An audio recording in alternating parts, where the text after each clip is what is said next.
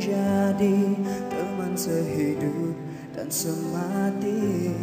Biarpun majlis perkahwinan penyanyi terkenal Hafiz Soeb hanya akan berlangsung Mei depan, namun sudah tersebar cerita kurang enak berkaitan acara itu. Ini kerana ada pihak menyamar sebagai wakil penyanyi lelaki terbabit untuk meminta penajaan daripada perancang perkahwinan bagi majlis persandingan Hafiz yang juga bekas juara Akademi Fantasia musim ke-8 itu. Ketika ditemui, Hafiz mengakui terkejut dengan cerita yang baru didengar dan menafikan perkara itu sekeras-kerasnya. Tiada wakil daripada pihaknya meminta penajaan daripada mana-mana individu.